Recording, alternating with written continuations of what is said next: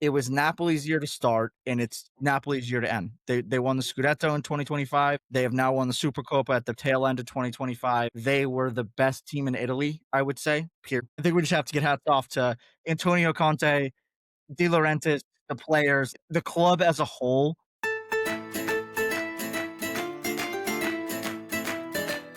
Ciao, paisans! Welcome back to another magnificent episode of Calcio Culture. I am your host today, Lowe's. I've got my co-host, Vos, here. This past week, we had 4 teams take a quick hiatus from the Scudetto race, and only one came back from the trip to the desert with hardware in Napoli. On home soil, Juventus convincingly take 3 points from Roma in their pursuit of top 4 finish. And the nightmare is officially over. Fiorentina has woken up to a Christmas miracle after they leave no crumbs against a 10-man Udinese, and they get their first win of the Serie A season. Paisans, it's good to be here with you. Vos, how we doing? Good. I'm happy. We had a lot going on this week. I'm happy we had Supercoppa come to an end today. Looking at the table right now, I'm a little bit upset. We were harsh on Juve last week. They're 4 points out of first place, and we all said they're not in the Scudetto race. Do I think they'll win it? No. Do they deserve to be in discussion? I think definitely yes at this point.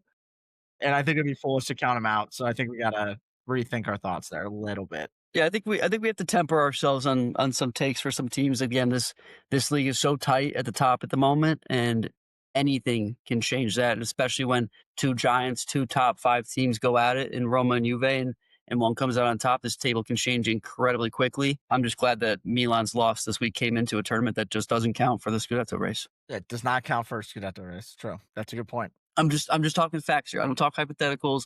I just talk facts, and we'll see about that. But the Paisans, again, like we said, tournament came and went, trophy opportunity came and went all across 4 days this past week. We will cover it, but like we said, like we always like to say, and I want to put this at the beginning of the episode because I always forget to comment, like, subscribe, follow, 5 stars, tell a friend to tell a friend. This week was a little bit light from the Paisans, a little bit light, maybe a little bit of holiday vacation, taking some time off from following the footy. Maybe not enough teams playing this weekend to be following, but definitely check in with us, comment, like, subscribe, all socials at Calcio Culture FC on X, Instagram, TikTok, YouTube, and on these streaming sites, Spotify, Apple Pods, and we'll be looking into getting on Netflix's platform as well as that makes a breakthrough in 2026. But Vos does have some big news coming up for January, February, Vos. Yeah, January and February, we are going to be doing like mid-year check-ins, mid-year reviews for teams like we did last year. But this year we kind of want to mix it up, and we want to have some fans come on. We already have somebody who's a Napoli fan lined up. We have a Fiorentina fan lined up. Working on getting the rest of the teams. If you're a Milan fan, we already have somebody in mind for Milan with Y-Vane, but he hasn't commented in a while, so I don't know where he's been. But anybody that's interested in coming on, just comment on us and we'll give you our contact information. If you're thinking about it, just reach out to us. Like if you're unsure about it, reach out to us. It'll be a lot of fun. We think it'd be an exciting way of kind of reassessing where teams are at, try to get like other people's opinions on here because we love you guys. We love that you listen, and it's going to be awesome to have some people on here. I'd love to have you guys. Like you said, even if you only watch a couple of games and you just you love the pod, you love Serie A, come on, let's get loud, let's have a fun time. So we'll see. That does bring us to a couple of awards. No Paisan of the month this week, or no Paisan of the week this week, but we do have November awards officially out. There will be a TikTok. I do promise that. My atonement is allegedly. coming. Allegedly. For those of you that know of the atonement, it is coming. But for the month of November, player of the month, it was a Jamie Vardy of Cremonese. Wins it, steals it away, I would say, from Mike Mignon. But Jamie Vardy, a couple of goals on a November campaign for Cremonese that came away winless. Not sure how that works. Not sure who's voting on this, but I think my player of the month is definitely Mike Mignon because his manager, Max Allegri. I don't know how you're turning this into a Mike Mignon show. It's definitely Vardy. First Englishman in history to win Serie A Player of the Month, so definitely have to give him flowers. We'll give him his flowers. But in any case, Max Allegri, second Manager of the Month award for month of November. Milan, 3 wins in the month of November, if I don't have that wrong. And very nicely sitting top 2. 3 clean sheets as well. Oh, and who makes sure that clean sheets happen for the most part? Yeah. He's not on here. But Max Allegri, second Manager of the Month. That signing has just come through. with the utmost dividends. Love having him. Love to keep him. Rising star of the month. We have somebody new. It's not the usual Nico Paz. We have Keenan Yildiz, who rightfully so is in this spot. I think that he is certainly getting what? Do you I think have he's to already do too some established? I need to do some research on, like, what qualifies for Rising Star because Nico Paz and Yildiz should absolutely not qualify for Rising Star because 'cause they're both fully I starred think it's already. purely age based, It and they're must just be. Yeah, dogs. sure, it must be age-based. Good point. And then last but not least, Peter Zielinski is taking goal of the month for his immaculate volley off a corner from Hakan. Hit it so clean. I haven't seen a goal like this in such a long time.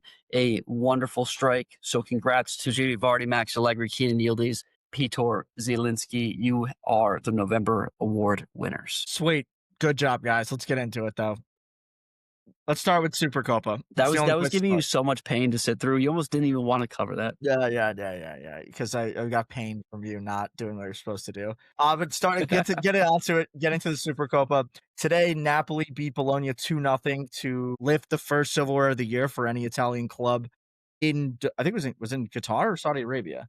Riyadh Riyadh. Okay, so this was in Riyadh. They got that done. On the way to this, Napoli beat Milan 2-0. I just completely spaced 2 out. 0. 2-0.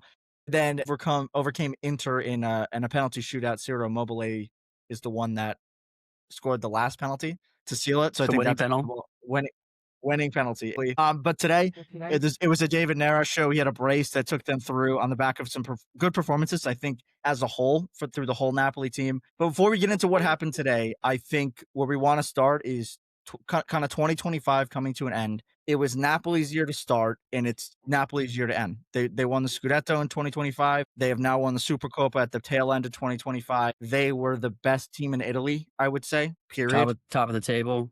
in 2025. And I think we just have to get hats off to Antonio Conte, De Laurentiis, the players, the club as a whole. It was a dominant 2025, and I think going back to 2024, we can even say that for the second half of the year. But this is something that De Laurentiis has worked to make happen. He has made changes in terms of how he has managed the club as a whole, his willingness to reinvest in the club, his willingness to kind of take a back seat at times, and to get that into let's go back to, I mean, at the beginning of the summer or end of the summer here, Antonio Conte almost left. And it was on De Laurentiis to keep him there, and he got that done by saying, "We will reinvest in the club." They did. It's paying dividends, and we're seeing that, I think, to an extreme degree now because we've seen all the injuries we've had, and they haven't really skipped a beat. And I say that saying, like, they haven't been quite at their peak, but they've been right there with everybody else. Like, there isn't a gap between them, even without their best team. And 2025 was just the year of Napoli, and it made sense that this would happen. They deserve to have this be their crowning achievement. And it's looking like they're gonna push for another Scudetto in 2026. They're currently in Champions League qualification. They're gonna get to the knockout round as of now, and there is a lot that can still happen for this team in 2026. To see this team go from what had happened in the 2024 campaign, finishing bottom half of the table, seemingly pushing out two of their best players, not having zero consistency from a manager perspective, to turning it around into an immediate Scudetto run, Scudetto win, now in the subsequent two in a row, potentially Scudetto run with a squad of players that really just works Yeah. and is well balanced and shares the same mindset and can really get behind each other. I think when even in the Scudetto run, when Victor was hot and Kvaratskhelia was hot, it really was that two-man show, and Spalletti was, I don't even call him a puppet master because there wasn't much to it. It was a very simple formula, and it was let Kvaratskhelia do their job, and everyone else just don't let them score. Right. This is a very different Napoli squad, and I would say a very different Antonio Conte that we've seen. Right. That has changed and adapted from a winning style that we had seen for years and years and years to now the same winning style, but doing it in such a different way, being a chameleon of sorts, being able to adapt, and not even just preparing for games in game as well. It's been a great great run to watch. I think that Napoli as a club has definitely won over some supporters. I think that their supporter base globally Right. has grown substantially over the past year, and that's great not only for them but for the league itself. And so to see them also, competing and getting through hopefully getting through this knockout stage for the Champions League is just, it cannot be understated what kind of growth this team has gone through in just over 18 months, 24 months. Yeah, and I think one thing that you said that I hadn't really thought about this, but when you talk about, like, the players and you're saying, like, when you look at the club, like, the players, like, aren't, like, the sexiest names, right? And they have gotten so good using, like, outcasts in a way, like Scott Hmm. McTominay, Man U outcast, Hoyland, Man U outcast, David Neres, outcast at several clubs, Elmas, outcast, and, like, you go through the team, it's not even like these are, like, some of their best players are these guys that were outcasts elsewhere.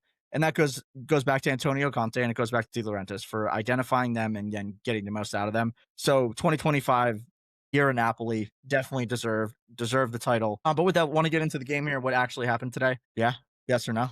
1,000%. This was a great game. Other thing, I forgot to mention. I had this written down. Forgot to mention it. Important to know: if you win the Supercoppa, you basically end up getting like 12 to 13 million euros. So there is a pretty big incentive to getting this done. Everybody that competes in it does get some prize money, but that's if you win it, you get the 12, 13 million, whatever you want to call it. Which for Napoli is going to go a long way because they are probably looking to sign somebody in January. So let's see what comes of that. But getting into the game, what happened today, where we want to start, obviously, is with Napoli, who won. And again, David Neres had both goals in this game. Napoli's formation, they kind of went back to a 3-5-2 that we saw kind of going back to last year, a little bit this year. On paper, it said 3-4-3. I don't really think that's what happened. I think more 3-5-2, midfield three, Labaka at the base with McTominay and Elmas. In front of them, David Neres and Rasmus Højlund, and then kind of your traditional Politano off the right, Spinazzola off the left, back three, Di Lorenzo, Rachmani, Juan Jesus. And we'll kind of go there to start. Your quick comments on this Yeah, I one? mean, I think the way that the reason that this works is you're taking a traditional out and out winger in David Neres and bringing him in a little bit more, but that means that you have to use a striker that can also shade off to the other side of the field to make sure that that side of the offense is covered. And Hoyland has been doing that Yeah. phenomenally. Hoyland is a big boy. He's not a tiny, fast He's striker, fast. or He that's is not what he's fast, known. though. That's yeah, that's not what he's known for. But he is fast when especially against, you watch him go against Coney DeVinter and Kyle Tomori, two of the fastest center backs in the league on Thursday, and he cooked him. Absolutely cooked him. So definitely a fast guy. But my point being is that his build makes him seem like he would be a target man type nine, which he can do from time to time. He's not afraid to go back to basket.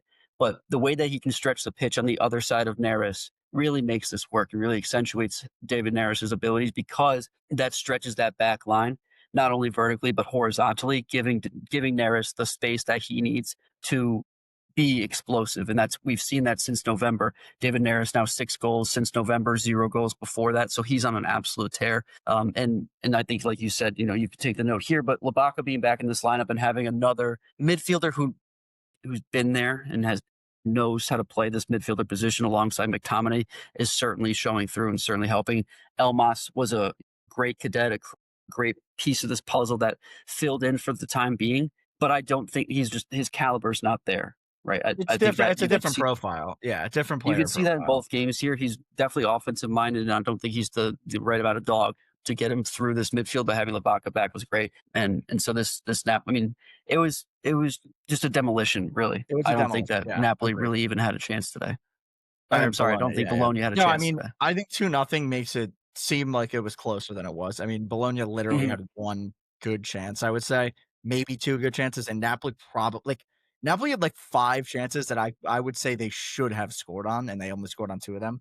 But I think from a Napoli perspective, kinda like what you alluded to there was a lot of different storylines in this one, right? Because, like, David Neres is kinda stealing the headlines, but I think a large part of David Neres' success kind of comes off of Rasmus Højlund being able to link up play and pull guys out of position to get him the ball. David Neres also probably should have had an assist on a Spinazzola goal there was a very good save on it. So I think that is one element of this is that the Højlund Neres front two, I think they should stick with. That is very good. Like, the 3-4-3 was good. I think this 3-5-2 is better than that, honestly, because David Neres can kind of float around and then kind of counter hard, and we saw a great goal from him. Also, we didn't mention the 2 goals that actually happened came off of Bologna being absolute idiots. So, like, they kinda shot themselves in the foot there, which I forgot to mention. But kicking it on back from there, in the midfield 3, I thought this was the perfect game for Lobaka to come back and kinda have an impact on. When you play Bologna, they want a lot of the ball. They want the game kind of on their terms. Lobaka has been around long enough to notice when he needs to slow down and when he needs to speed up. And against a team like a Bologna, I would say like a Como, maybe even like a Roma, having a guy that can control the pace of the game and steal that away from the other team is super important, and I thought he did that very well. There's another game that happened this weekend where the game got out of control and was back and forth, up and down the field the whole game. And that gets away from what Napoli want to do. They do want to have control, but in controlled chaos. And Lobaka is a really good guy to have there. And then the last thing I just want to touch on is Amir Rahmani. Like another dominant performance. I think the other thing is Juan Jesus playing again and has maybe deserves to be in their best 11 at this point over a Bongiorno or over a Bukama. I think that's going to be a very hard selling point for Antonio Conte just because of who those other guys are.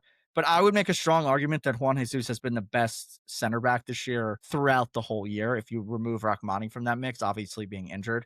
So I just think that's significant. And then seeing Spinazzola again was really big for me. I think he just locked down that entire side of the field. I don't think we saw Orsolini do anything really, and that was on Spinazzola's side, where he's basically just left on his own to deal with it. No, I mean it's been, and it goes back to outcast, Spinazzola, an outcast from several teams in Serie A, mostly because of injury woes. But finding a nice spot here at Napoli and to be able to perform at this level at that age consistently is nothing short of an excellent player. So I do think the Rahmani shout is a bit understated as well. One thing that I've been seeing from Rahmani as of late is not only his ability to corral the defensive line for Napoli, but his ability to play dangerous balls over the top to a David Neres, to a Rasmus Højlund is actually pretty impressive. I didn't think that he had that in his toolkit, but several times over this past weekend in both games, you saw him play a deep ball over the top, which may or may not have been perfect. I'm not saying he's pinpoint Modric out there, but he's playing a dangerous ball that has to be dealt with. And for them to be able to skip over the midfield in a game where maybe the other team is pressing higher than Bologna really was, but to have that in the back pocket, I think is certainly going to be helpful going forward. So having Rahmani back is immensely, immensely important for this Napoli team, as we've said a bunch of times. But I do think that we need to talk about this Bologna team. If you're all set on Napoli, I think this, like you said it perfectly. This was just Napoli's year. This was the crowning jewel. This was the cap it off, the nightcap, the year cap. Hats off to them, flowers to them. Great job, Conte. Great job, De Laurentiis. Great job to this roster. It's been a phenomenal 2025. We'll see what they can do in 2026. Yeah, and I just to round it out, kind of like watching this game and immediately after this game, like what Napoli actually do so well is having a balanced approach. Like what you were saying about Milan last week, what we were saying about Roma, what we say about Juve, like they're good in specific moments and they try to do specific things well. Napoli are just balanced. Like they're comfortable sitting at the top of the box, but in that position, they're constantly trying to get out of that. Like they're very covered, but they're pressing you in certain areas to try to win the ball back to then counterattack. If the counterattack's not on, that's fine. They'll give it back to Lobaka and they'll hold the ball for 5-10 minutes and it's not a big deal. And I would say that they're probably the only team in the league that is comfortable in every phase of the game. And that came through in this game so apparently. And then the other thing that I noticed in this game that they do better than anybody else is snowball in games. When we talk about, I would say Inter Milan is the best kind of other example of this. Inter will go up and then kind of coast through a game, switch off, and sometimes lose. Napoli, when I say snowball, when they start to play well, they continue to get better and better and better and better throughout the game. And it just never ends. And they become I think that is part of kind of Antonio Conte psychological warfare that he's instilled in these guys that we got to go, go, go. So then when you're playing good, you're clicking, then you keep going and hit this next level. And we see it in games like this. They played them off the park. I thought they played Milan off the park. So when they're playing good, they are, I think, the best team in the league. And again, deserve the Supercoppa. Yeah, let's jump to Bologna, though. You had some things you wanted to talk about first. I keep looking like a goddamn Stunad with this fucking team. because the minute I open my mouth to say maybe Bologna is actually legit, they've been terrible. Good for them to take an Inter team all the way to PKs. I do think Inter is certainly in a different echelon than Bologna is from a roster perspective, from a tactics perspective, etc. I do discount having to go to Riyadh as it is what it is, and some teams aren't going to show up as they travel. Most notably AC Milan, which just wasn't their game, and I'll chalk that up to some travel time. But in all seriousness, this Bologna team against Napoli today just didn't show me anything of substance, and it seems to be that it's been this game in particular was all three levels, but you can point to this little bit of a slump that they're in over the last month or so, month and a half, where every single game, it's one line just looks completely horrendous. Up top, we look at Castro, who has not been the same guy that we saw in the first couple of months of the season, has not been deadly enough, not convicted enough in front of goal. Dalinga, I don't think is really that good. He does come in time after time just because they do have a bigger schedule.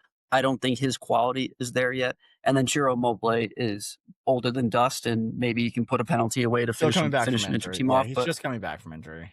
But I'm not sure that that's the answer either. Yeah. But one of these guys needs to get going. You got to get a consistent striker going here to match the likes of Orsolini and fill in the blanks when maybe a Cambiaghi is not playing as well. And so that's the problem I have up top.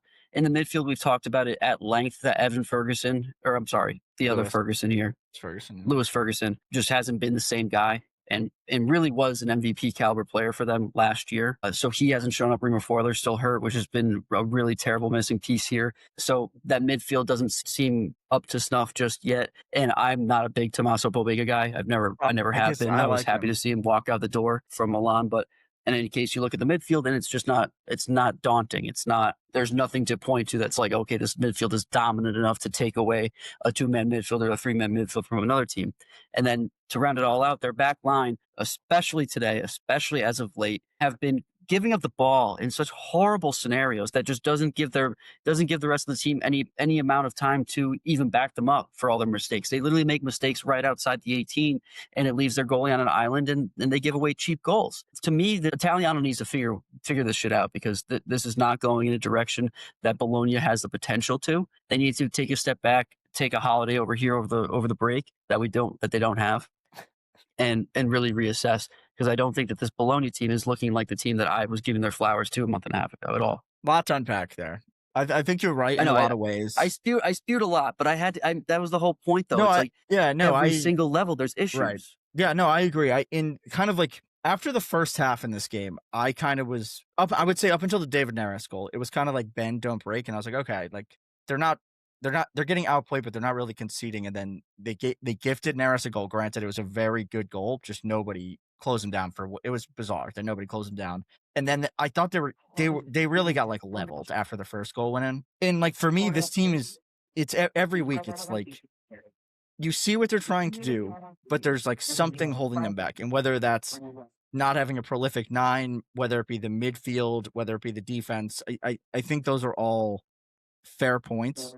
Kind of starting with the front line, I would agree with you. Somebody needs to get going at the end of the day. Like, I've been the biggest Castro supporter out there because of everything he does do well, but you need a number 9 that is going to put the ball in the back of the net. And it hasn't been him or Dalinga when he's had the chances. Maybe it is going to be Immobile. Maybe Immobile is going to start playing and he's going to start banging in the goals. But they need somebody outside of, like, Orsolini can't be the guy that is going to get it done every week. Like, you need another person to go and do that. And that is going to come through the number 9. Like, because as good as Cambiaghi is, it's not really him yet. The other guy that I think was really good against Milan and also good when he came off the bench in this game was Jonathan Rowe. I think he might be a long-term guy that could get to that level, but not there yet. And then same thing at the number 10 position with Odgaard, because it's not Odgaard and it's not really Fabian. Those are more like facilitator kind of guys. So I think, yes, that I would say that is a primary, maybe number 1 issue. Because I think in the defense portion of it, I think the Lukumi Hegem partnership is fine. Like they got over who was the guy that was playing that was so bad for a couple weeks? Dude, he was so bad for 2 straight games. I've actually never seen a more consistently horrific soccer player. Casale. So I don't think that that's the issue. Like, I think Miranda, Lukumi, Hegem, Holm is fine as a back 4. I think in the midfield, like, as long as they don't give the some ball stupid away. shit. Yeah, no, I agree. And I mean, the other issue is that in today's game, some of the stupid shit was Rivalia, who's their number 2 goalie, because Skorupski's been out. So it's like, he did a lot of really good things and saved a lot of goals, but he was directly responsible for the second goal and just passing the ball away. And then in the midfield, I think Lewis Ferguson is starting to hit higher levels again. I thought he was good He looked today. better today. Yeah, and kind of the issue was getting him into that number 10 role, which is really his number. Like in a perfect world, I think that their best lineup is Pobega, Freuler, Ferguson at the 10, because I think what Pobega's done has been really good. I mean, he's really safe on the ball. He's dangerous around the box. He can come help, support, build up. So I still like Pobega, and it's kind of funny. I actually think he'd be a great Allegri player when I was watching the game today, which is kind of funny. He's like a bad Rabiot. Yes, that's exactly what I was thinking. That's why I thought he'd be a good. So I don't know what is next for this Bologna team. I think, yeah, I don't know. It's a weird one for Italiano because I feel like they're close to being stagnant, but they've also had these massive wins this year and some massive losses at the same time. And to say like losing to Napoli in a cup final is a massive loss, I would say no. I think this is still like a learning moment for the club, for the team, for Italiano, because they're not really used to being in these situations. And kind of what I think about with this team is going back to early day Jurgen Klopp's Liverpool. They made a lot of good runs, but really couldn't like close out. They couldn't win a title. Like they lost in the Europa League final to Borussia Dortmund, I think. Like kind of like random things where like they got there and then needed to take a step back. Like these guys got to the Champions League, weren't really good in the Champions League, got knocked out. Now they're in the Europa League, and I think they have a real chance to win it. They won the Coppa Italia. Okay, you won the Coppa Italia. Now you're in there with the big boys only in the Supercoppa. Got to the final, then lost. Like I think these are learning moments to something building. But what I think we haven't seen from Italiano this year is developing these guys further. I don't think anybody on this team has elevated from where they were last year. And I think that is going to be really important. And I don't know who it's going to be, but he has got to dial into somebody. I would hope that it's Castro because I think that's the most logical solution. But we'll see. We'll see. I mean, and the question I had written down, which we've kind of been talking about, is like, what does get them to this next level? Like, what do they need to do to be a Scudetto contender? What do they need to do to be in that echelon that we talk about, guys that, oh, you have a real chance of winning it? Oh, you can go first, but I mean, I kind of have my number one thing. I don't want to be misconstrued here. I don't think that, like you said, I don't think that losing to Napoli in a cup final after a two-game stint in Riyadh is like the end of the world. I certainly don't. And this could have been a one-off really bad performance by them. So be it. It's been the last month or so that culminated into this game that I'm questioning now. Who's going to take the reins to be like, guys, wake the fuck up? And my thought that I was having as you were speaking here is what's really keeping them, holding them back, or what's not taking them to the next level is they need they need an elite guy. Yeah, they have a lot of that's above exactly average what I was gonna guys, say. and they need an elite guy. And unfortunately, at the time, there was the right move to sell Xerxes, to sell Calafiori, right? That they need those guys. Like if they have those guys now, I think if they just kept Ndoye like that, I think that's enough. But think about that, like having they couldn't, like that was the right move to sell those guys, to build up funds, to reinvest into the team for the long run. And now I do believe that they have a much more well-rounded team, but at some point you do need studs at certain spots so that you can game in, game out, no matter what. You have somebody to lean on. Milan have that in a Leao and a Pulisic. Inter have it all over the place. Napoli have it in McTominay, and it seems like David Neres maybe turning into that guy for them. But Bologna just don't. I don't think Orsolini has been that for them. I disagree. Consistently I think enough. Orsolini has been a top 5 Serie A player over the last 3 years, every year. My God, that was a wild take. I mean, in terms of goal scoring output, I'm not even prepared. Isn't he top 5 in goal scoring output over the last 3 years? I have no idea, but I'm not even remotely prepared to answer that question. But I don't. I'll think that Orsolini right has been a top 5 Serie A player for the last 3 years. I'm talking about in terms of like pure goal scoring output. I think he is elite. Maybe in terms of importance to their team, he's top 5, but I don't know about goal scoring. Orsolini is a good player, but you kind of just agree with me already that he's not an elite player, and they need an elite player that's going to stay in the roster. I will say he is elite. I think conceding that he's elite, they still need one more elite player. Because like for me, like when you look at this team, I think I'm just sick. I'm sick of him. I'm sick of waiting for Lewis Ferguson to show up. Like Lewis Ferguson's not elite. Get an elite midfielder in there. I agree. Get an elite 10. I think Luku is get elite. Xerxes back. I think they need an attacker that's elite. My issue is like I don't know where you go to get that guy, because the team. I don't really see anybody out there that they're going to be able to compete with to go steal like off of one of these lower. And level teams, that's the issue. Apart from the only idea that I have is like can you steal somebody from like a Fiorentina? But in that instance, I would probably be looking at like a Hans Nicolosi Caviglia, which I actually think would be a good signing for Bologna. That's But not I an don't, elite option. not an elite option. No, I guess it's not elite. You need somebody that can elevate you, and No. I don't know where you go to get that. Is I guess the core of it. Like an Izak Well, and Gustafsson would that's be the problem sick because they're never from gonna be Lazio, but he's not elite either. Like who? get Isaacson from Yeah, but like you have or that doesn't even move you the can't play needle. him and Yeah, Orsolini at the same time. No, they need they need a like number 10, Ravella. or no, I think they need they need a guy that's going to produce goals. They need like a 10 or a left Well, wing. Goodmanson. Maybe Goodmanson. Goodmanson would be good. I think it's a little too risky for what this team does because I think Goodmanson needs a lot of good guys around him to get the best out of him. But I guess that's it. I don't know, today or yesterday would look No, yesterday, phenomenal no. doing it by himself. Just going back to your whole thing, Orsolini, last 3 full seasons, 15, 12, 19 goals and assists. That's pretty damn Like, good. that's good. Is that top 5 every year? I think for attackers, Didn't Ruben Loftus-Cheek have 10 and 10? no way Ruben Loftus-Cheek had 10 and 10. I'm almost certain Ruben Loftus-Cheek had a fucking crazy season. We'll come back to that. I'm gonna come back to that stat. But I do think that, unfortunately, my real answer for this is Bologna are gonna be stuck in limbo for a couple of years here because they're You think just a not a couple of years? destination. They're not a destination. No, they're not destination. They're not a big enough market team. Yeah, but Atalanta was in my that same humble- boat, and then they got out of it by like having consistently good signings. Like, why can't Bologna do that? Atalanta got it by having consistently good signings. They did do that, but they had Gasparini. Is Italiano Gasparini? I don't see any reason why he can't be. And when I look at this team, like going through like what this team could get to, like Castro still has a long runway. Like he could get a lot better. Delinga's in that same boat. Cambiaghi and Rowe, I think, are also in that same boat. I think at the number 10, Fabian kind of still getting better. Pobega is going to get better. And then they have like the problem is their best players like Ferguson, Freuler, Orsolini are all getting older, and you're going to have to replace that. So people are going to have to step up. Did you find your Loftus-Cheek stat yet? I can see you kind of digging. No. I hope I'm trying to find in all competitions because if we're just talking Serie A, Yeah, no, I'm talking just Serie A, and you were not woefully even close. off. Yeah, no, that was idiotic. I wish Marino was here to absolutely lambaste you. He had 10 goals in 2023. All comps. All comps. Okay. Yeah, no, I don't want to hear that. We'll forget that. Maybe I'm still out of the week, but we'll move. Anything else on there. Supercoppa, or could we go to Serie A? Because there was a lot of. No, I mean I'm still a Supercoppa is a fake tournament, so you just get your cash money and move on. You let the Saudis have their fun with us. I adamantly disagree with that take, but we will move on nonetheless to Serie A in Turin. Massive game. Roma at Juve. This one ended 2-1. Goals from Chico Conceição, Luis Openda, and Baldanzi in this one. I really wish Mats was here because I think this was the best Juve performance of. Oh my god, yeah.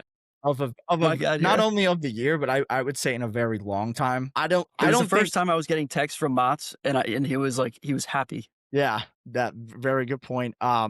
Any like big things you got to say on this game, like before we get into the two teams? I mean, for me, like it was just Juve came to play. I thought Roma weren't really up for it.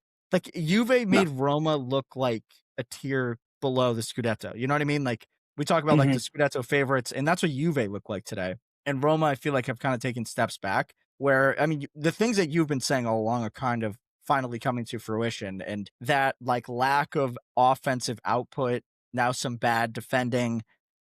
It's biting them in the ass, and they aren't getting better. And if you're not getting better, you're getting worse. And I think that is finally caught up to them a little bit. Granted, like they're still in the Scudetto race. I mean, they're 3 points behind, but it is getting to the point where things need to start getting better. Nothing has changed. They're exactly as they were at the beginning of the year. It's really hard to feel confident about this Roma team being this far into the season and still not understanding what your best lineup looks like, where you're like That's a good point. Yeah. what your best tactic is. And we're gonna, this is now 4 months into the season. We tout Gasparini as a tactical genius in a.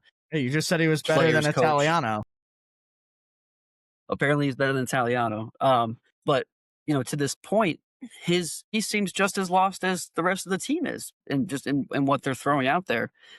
I thought that some of the changes that he made yesterday, were warranted, and I thought that maybe that's something we'll see more consistently going forward. But my big point for Roma is you're being consistently held up by a wingback in Wesley and your goalie in Svilar. And I don't think that that's a winning combination or something that you should feel comfortable with as a fan or as a part of that squad, as part of that team. So I mean, I think that we should start with Roma here because as much as the Juve performance was Yeah, awesome, fair. I think that part of me actually no part of me saw that. I said that this team was broken, so I'm not gonna pretend like I was in on Juve.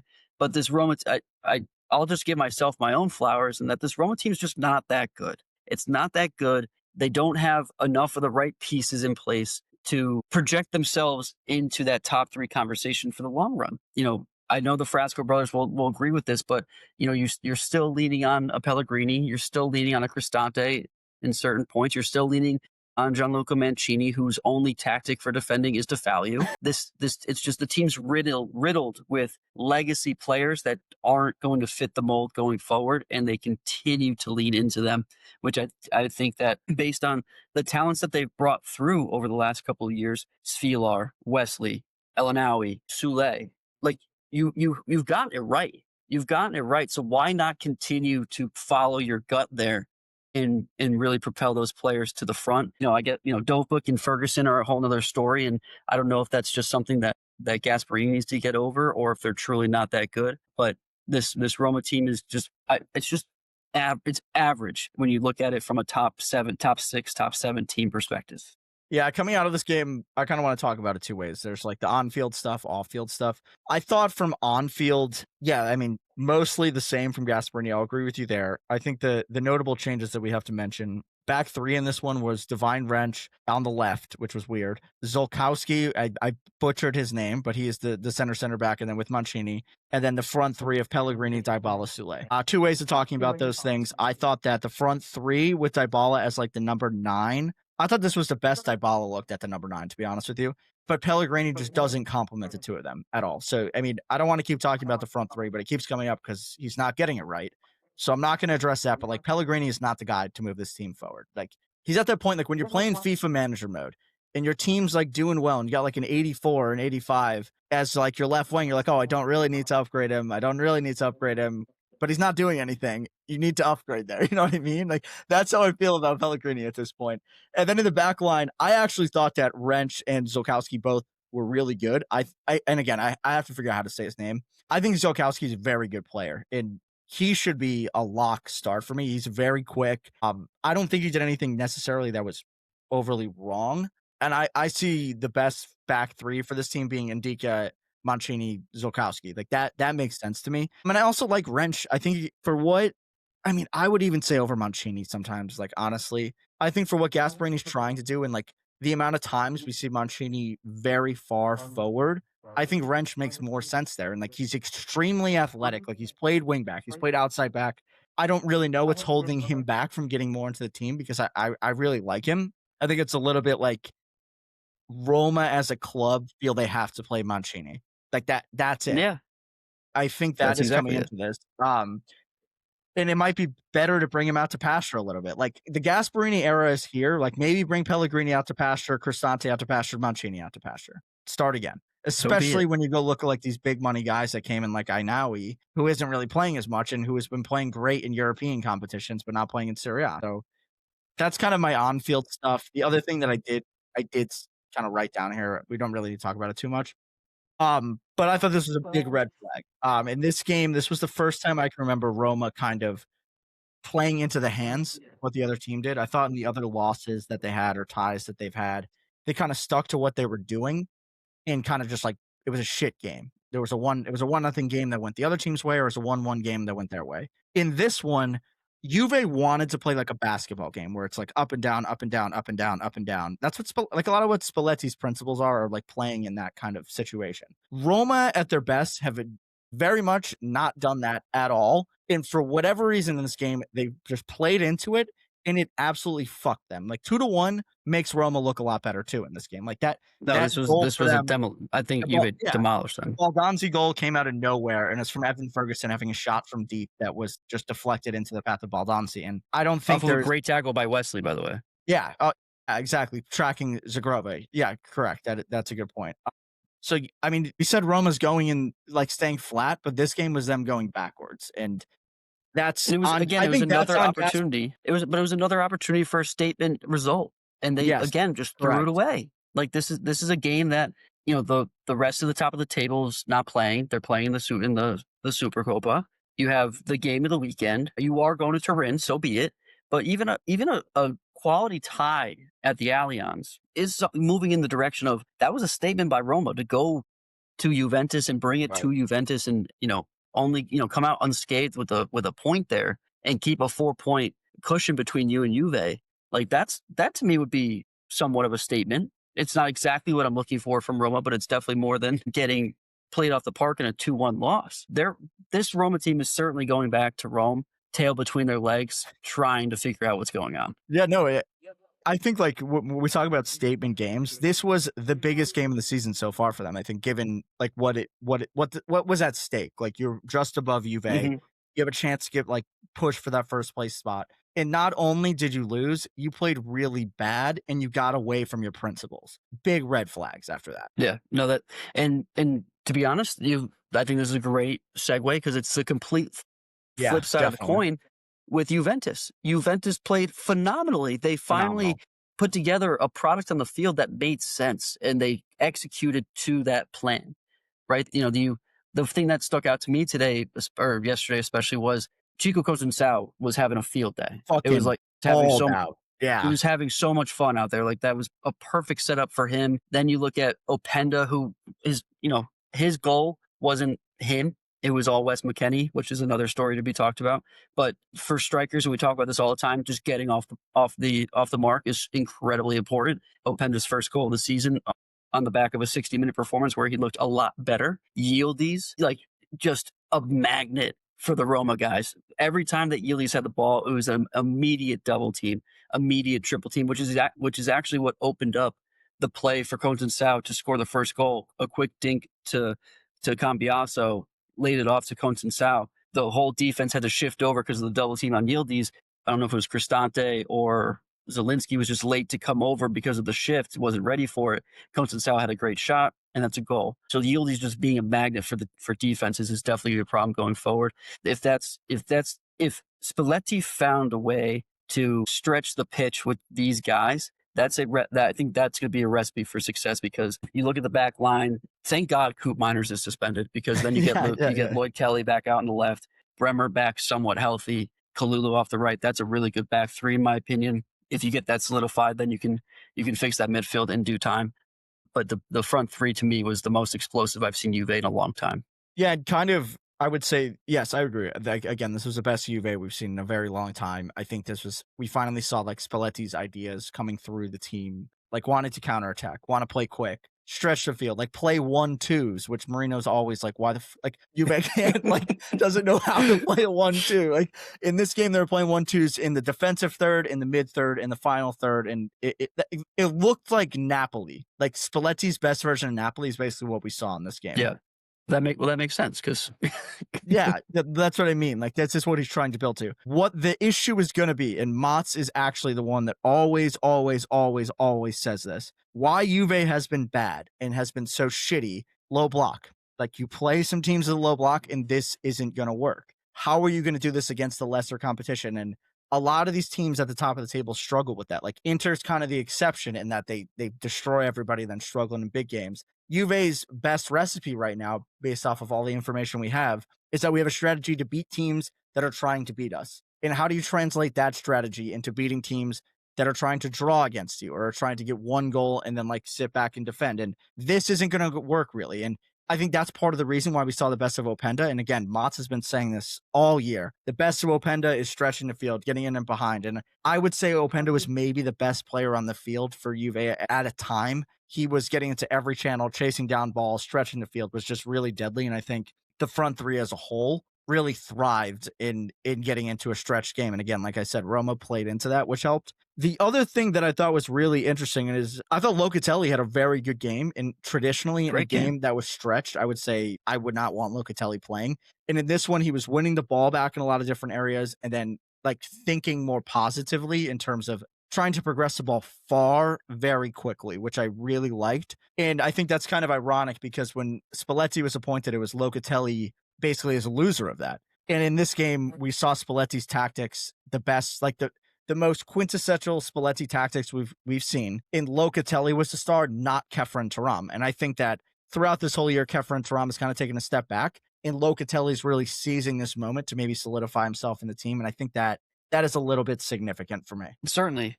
I I hate the way Locatelli traditionally plays, but in this game specifically, I can remember a couple of different instances where he's literally the one driving the Right. counter, Yeah. which you just never have seen before. And Never. it's exactly that. Last year, that's exactly what Kefren Turam was known for: picking up the ball in the lower third and driving it all the way to the front third, laying it off, and letting the team do the rest. That was Locatelli to that game. And if these players are multiple, I'm not going to say that these guys are all stuck in their way. And if there's anybody out there to find out what's the best, how to use them best, I think Spalletti is that guy, even though I vehemently said it wasn't a couple weeks ago. But for Locatelli though, specifically, Spalletti was his coach in the last couple of years for Italy, right? So I mean, he knows him he very wasn't well. on Italy because Spalletti was the coach, to be fair. No? He was there for the Euros. No, Spalletti did not want him. Did he bring Beans over Locatelli that year? Yeah, I'm pretty sure. I don't know. I don't have a quick way of looking that up, but the whole thing was that Spalletti did not like Locatelli. Well, maybe they No, they that's shook definitely hands. true They because he had, took Beans because Beans hadn't played all year, and he took That's right. Beans That's over right. Locatelli. He took Beans off the suspension, but maybe they duked it out at a coffee shop in Turin. Now they're boys now. Who knows? But I do think of all the results that we've seen, that we just talked about, and that we will talk about in a couple of minutes, Juve has the best chance to build off of this result. Right. This is, I think, of the 6 teams that we've covered right now, or the 7, 8 teams, Juve have this is a potential momentum builder as opposed to a one-off, good job, or that shit sucked. Yeah, I mean, coming out of this, so they lost to Napoli. They're 1-2 in a row. So they beat Bologna, they beat Roma, and now you have Pisa, Lecce, Sass, Cremonese, Cagliari. Like, it is Juve's time to strike right now, and this is the right time to be playing well. I think on the flip side, like I was saying, how do you translate this into dominating teams that are quote unquote worse than you and not on your level? And we'll see how it goes next week. I mean, I'm not ready to say they're back, but like I want to. I don't think they are, to be honest. This is a one-off. You want it really bad because they looked that good, but they're not. Yeah. This was a one-off performance in my mind. Until proven wrong, I'm not ready to say they're back. Roma just looked really bad. Roma was really bad. But Juve historically now, over the last 3 years or so, 4 years, just play to their competition. They beat Inter earlier this year. Like, that's probably what we said after the Inter game. Like, what was that, Juve?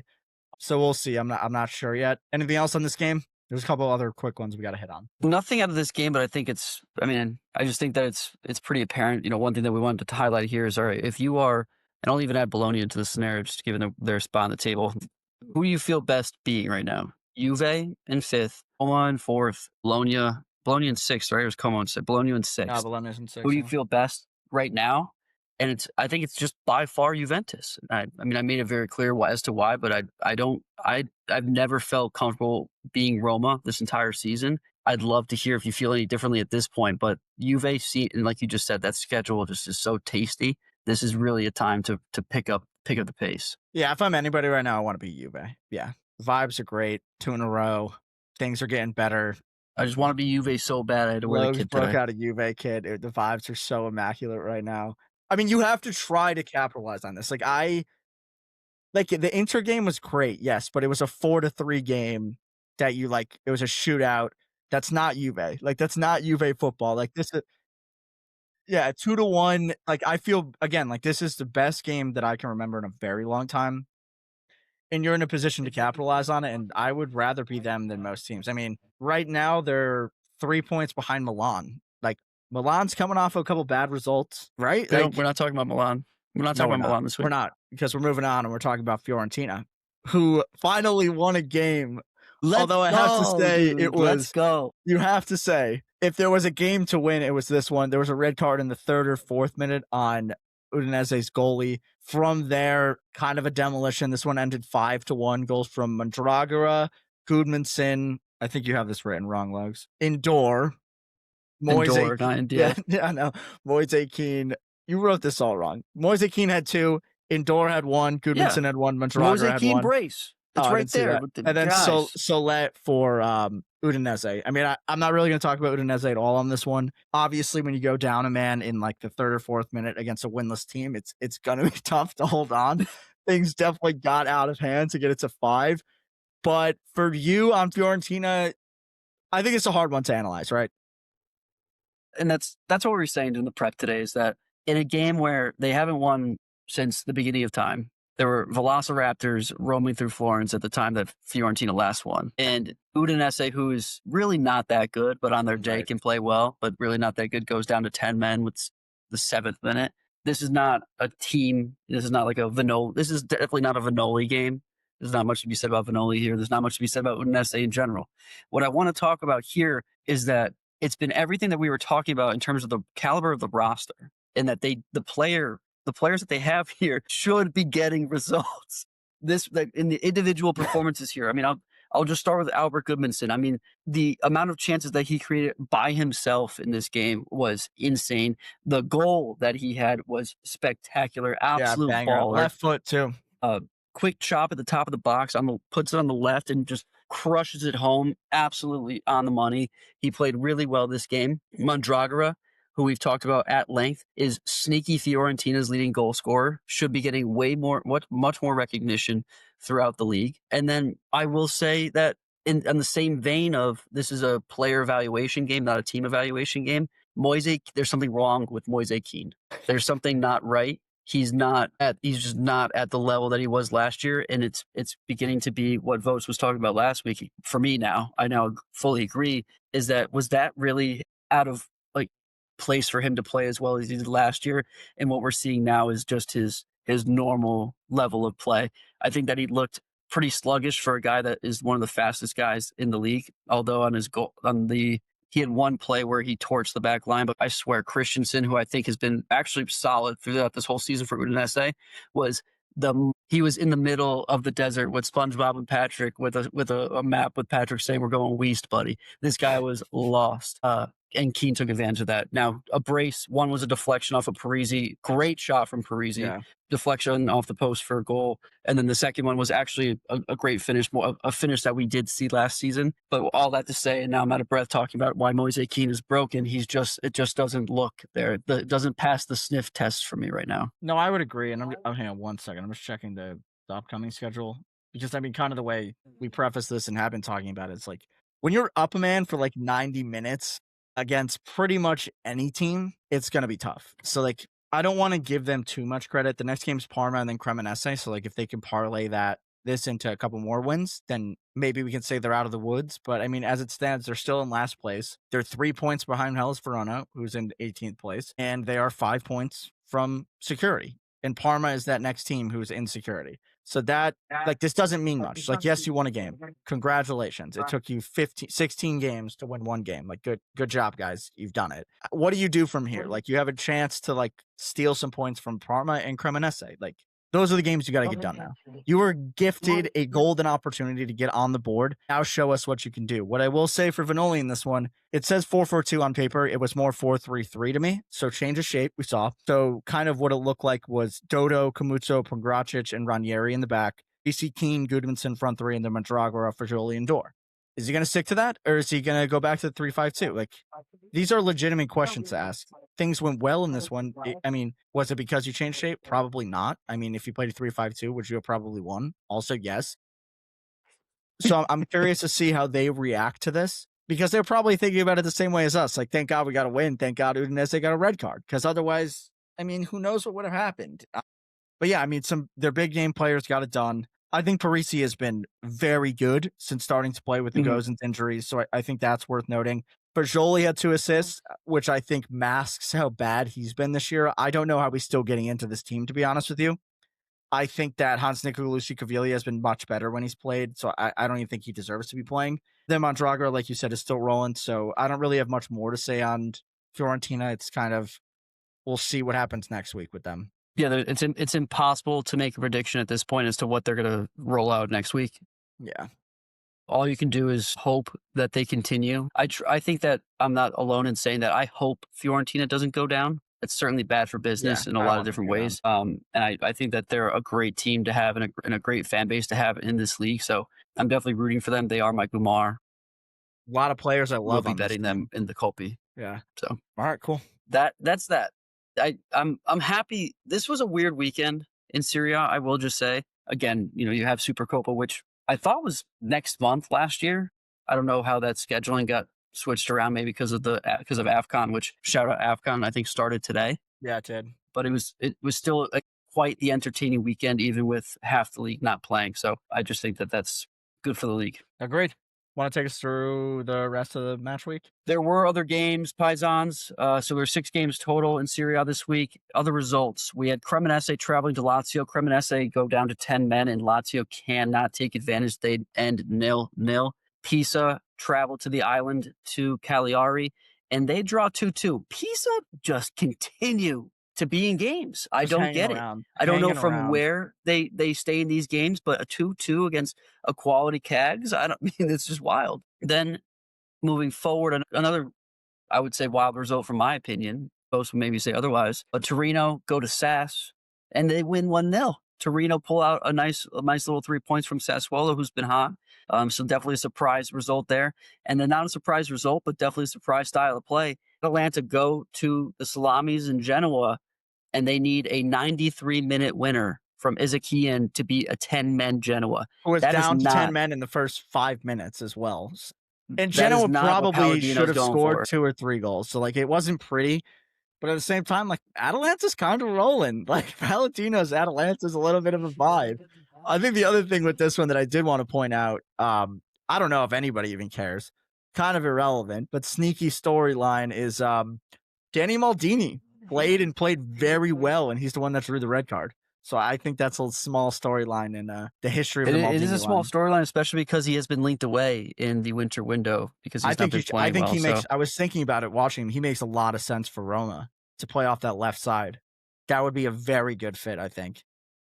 am I wrong to say that Danny Maldini's just not good, or am I just No, you're still jaded? spiteful. You're still jaded, yeah, and spiteful. I think it'd be cool. The other guy that I think would be cool who came off the bench in this one was Brescianini. Like, I think both those guys, I mean, they're both Dude, Gasparini guys. Brescianini's the boy. I don't Yeah, understand. he is. He's just not getting a lot of He's a good burn, but player. yeah. But So that's it, all right? That right, was all the games? yeah, I think it was an efficient run through. Again, a quiet but still exciting week in Syria and in Italy. Happy to be along for the ride, but we do still you can't hide in a weekend like this. You can't No, hide you cannot hide. from Stunad of the week. There is a Stunat of the week this week. And this is saying a lot that it didn't go to a goalie because there was 2 goalies that got red cards in the first 10 minutes. This one actually goes to Vitinha from Genoa, who had an absolute buffoon of a miss when his team needed him most in a 0-0 game.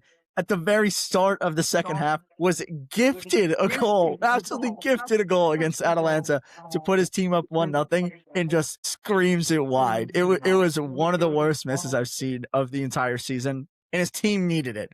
So it's a double Stunat of the week for Vitinha, who has been actually very good in the DDR era. Absolutely rubbing salt in the wound. Not only do you miss the goal, you don't pad your stats, you let your team loses, even though you had a chance down 10 men. Then you go on Stunat of the week on Calcio Culture. And the whole Congrats. world knows who's the bum. Congratulations, Genoa's Vitinha. You are our Stunat of the week. Gotta love it. Gotta love it. Paisans, on to the best of the best segment we've got. Colpi di Luna. I don't know if The we Colpi, can't deem this the unfortunately, best. Vos didn't want to say it. He didn't want to say it, but last week, Colpi was 2 for 3. Fiorentina money line hit. Juventus money line hit. Cagliari couldn't get it done. 87-minute tie goal from Pisa. My guy. Yeah, not great. It let you down. Yeah, they let me down. I don't have a lot to say other than that. So kick us off. All right, I've got It's a new Napoli week. minus 1.5. I don't even know who they're playing. I should have had this up. 1 second. The classic. It doesn't matter who they're playing. They're just No, going Napoli minus 1.5. they're playing somebody that's not bad, which is why. Cremonese. Okay. So I've got Napoli minus 1.5 against Cremonese. That comes at plus 165. Listen, I like the value. Cremonese cannot be as good as we're thinking they are. So, like, it's got to be Napoli. Napoli vibes are high, scoring goals. I love it. We'll see. We'll see. I think Mats has the same verdict here. He has Juventus over 1.5 goals. They're playing Pisa Pisa's a tough game. Pisa's a Yeah, tough they don't game. have I to do win, like though. They over have to 1.5. score 2 goals. Yeah, that's it. Yeah, Juventus team goals Yeah, yeah, over 1.5 exactly. against Pisa. I like that better than the spread. I really do, because Pisa just continues to show that they I think can score random goals at Pisa random times. has played in 1,000,000 2-2 games. That's based off of no statistical analysis, but I just, I don't know why. I just think they usually concede 2 and then they sometimes score 2. I could be wrong. Well, I mean, they've scored 12 goals this season. Yeah, so not every game. High concentration, Yeah, high maybe. concentration, yeah. In any case, last but not least, it's your boy. I do think I'm leading the Colby Yeah, you for the are. Right season. now So you're up. let's fucking go, Paisans. If there's somebody you want to ride with, it's your boy. It's your boy. This week, it almost feels too good. I almost feel like I need to shy away from it, but I'm going to lean straight into it. Atalanta playing Inter, game of the weekend, over 2.5 goals. This screams goals from every which way. I don't foresee this staying under that 2.5. Paisans, you know what to do. Holpe this week plus 692, about average for the Calcio Culture lads here. But you know what to do. 100 bones down gets you 792 back, and you bet the Holpe. You bet all 3 legs. You make some dough, and you roll it into next week. That's the name of the game. That's the recipe for success. And with that, Paisans, that's a wrap. That's a wrap. And I hope that all of you have substantial wrapped presents this weekend. See what I did there for you Christians, Catholics out there, and for you that are not, happy holidays as well. But it's been a great episode. Thank you, Vos, for sticking around. Paisans, you know what to do for this holiday season. Give us a present. We give you presents every week with our time, with our thoughts, with our predictions. It's time to hand it on back. It's time to hand it on back. Like, follow, subscribe, 5 stars, comment, tell a friend to tell a friend. All the socials at Calcio Culture FC, TikTok, YouTube, Instagram, X, and on all your favorite streaming sites. That is Spotify and Apple Pods, Netflix pending. Vos, take us away. Happy holidays, Paisans. Do not be a gagoots and Forza Calcio Culture.